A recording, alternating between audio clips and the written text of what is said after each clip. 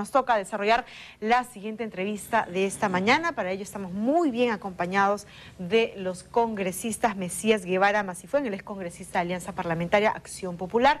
Así también estamos acompañados por el parlamentario Luis Yatas Altamirano, congresista por Gana Perú. Muy buenos días, gracias por acompañarnos esta mañana. Muy buenos días, muchas gracias por la oportunidad. Y antes de empezar con el tema de fondo, yo quiero felicitar y también creo que todo el pueblo peruano está de júbilo por este exitoso rescate de los 9 mineros que hoy han ocurrido. La verdad que es una muy buena noticia.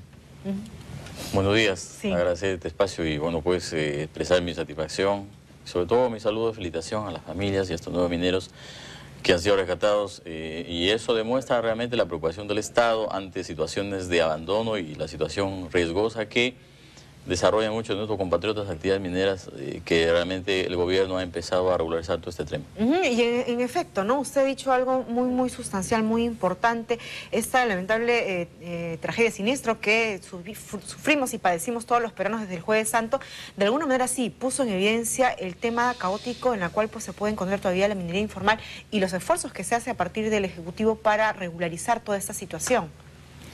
Lo importante es la voluntad política que ha expresado el gobierno y para ello pues el legislativo le ha dado facultades, ¿no? Cuyos dispositivos emitidos por el ejecutivo cumplen las formalidades. En verdad el tema minero, la informalidad en el país en esta actividad es compleja, ¿no? Es una herencia nefasta que tiene el actual gobierno. Sin embargo hay esa voluntad y la decisión de enfrentar un tema social de grandes dimensiones, pero que progresivamente se tiene que ir regularizando este tema tan complejo en el país. Congresista. Bueno, definitivamente la actividad minera en su conjunto tiene que ser replanteada, no solamente la gran actividad minera.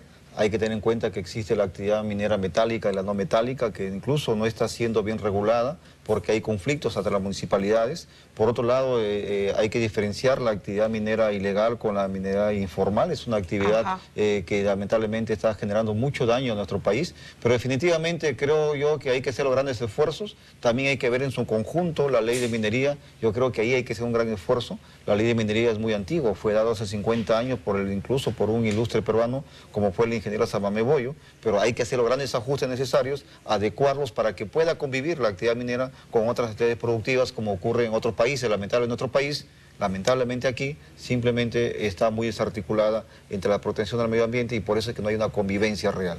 Y precisamente en relación a ese tema, en regular todo el tema de la minería, pues tenemos que hablar pues, de este conflicto que se generó y que se espera que se solucione ahora con la presentación de este peritaje internacional del proyecto minero Conga, al cual incluso ha sido llamado esta región a una paralización desde las 00 horas del día de hoy.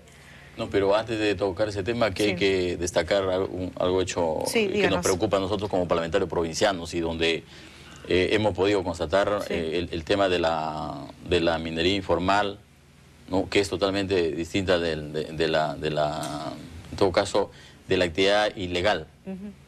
Lo que a nosotros nos preocupa es qué se tiene que hacer respecto a la protección de los mineros, pequeños mineros. Los mineros artesanales. Por supuesto que, claro, los mineros artesanales, precisamente, la gran minería no tiene mayores problemas. Tiene un marco jurídico que, bueno, protege en cierta manera sus actividades, pero de repente un poco desligado el tema ambiental, ¿no? Lo que nos preocupa es los mineros artesanales, que es un sector importantísimo que da grandes aportes al erario nacional, que sin embargo no se está dando los espacios, pero esperemos a través de esta legislación que se ha emitido ya se vaya protegiendo progresivamente. De lo que se trata, usted bien ha dicho, es separar muy bien, ¿no?, de la minería informal, que de repente todavía no se ha pasado al lado de la formalidad, y la minería, la que se debe atacar, la ilegal, ¿no?, en la cual el Ejecutivo ha dicho y ha señalado con todos los puntos sobre las CIES que no se debe permitir que siga atacando, pues no solamente el aspecto económico, sino el medio ambiente. Y ahora sí, en relación al tema de Cajamarca y esta anunciada paralización. Bueno, efectivamente en Cajamarca la situación es compleja, ¿no? Pero ahí hay que destacar hechos importantes, ¿no? Las pretensiones, los intereses. Ahí hay intereses, ¿no? Intereses y derechos. Por lo tanto hay que ponderar, ¿no? Estos intereses con respecto a los derechos que no se pueden sobreponer uno sobre el otro. De ahí creo que es importante la presencia y el diálogo de las autoridades, tanto del Ejecutivo como de las autoridades regionales. Aquí estamos ante situaciones, por ejemplo, como la necesidad del desarrollo del país, obtener recursos para redistribuir y luchar contra la pobreza. Y llamar a la necesidad de inclusión social, ¿no? Claro, pero la necesidad también de proteger el medio ambiente y garantizar para las futuras generaciones. Y dentro de eso, ¿qué cosa también? ¿No? Generar un desequilibrio en el proceso de regionalización.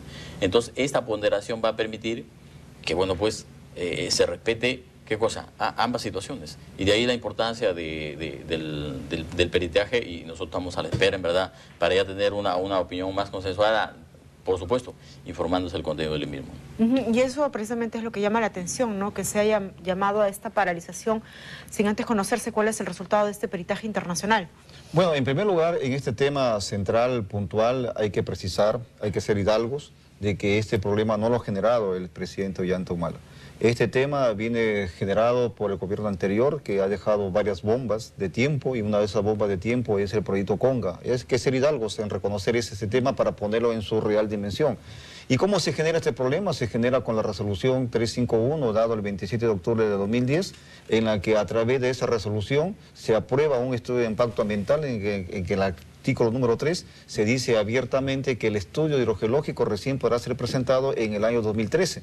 Y luego de ahí para adelante se han venido varios cuestionamientos que lamentablemente no se han respondido.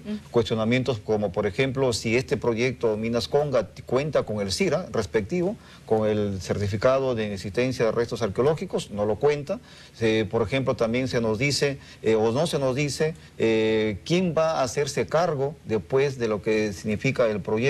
El minado dura entre 17 a 19 años, pero sin embargo en el mismo estudio de impacto ambiental, en el resumen específicamente, se dice que después de 55 años las aguas recolectadas después de 80 años en el Tajo del Perol debería de someterse a un proceso de verificación, de certificación. Es decir, hay muchos cuestionamientos, no se nos dice el tema de las aguas residuales, perdón, el tema de las aguas subterráneas y superficiales, no se nos dice quiénes fueron los que aprobaron el estudio de impacto ambiental y quiénes fueron los que elaboraron el estudio de impacto ambiental.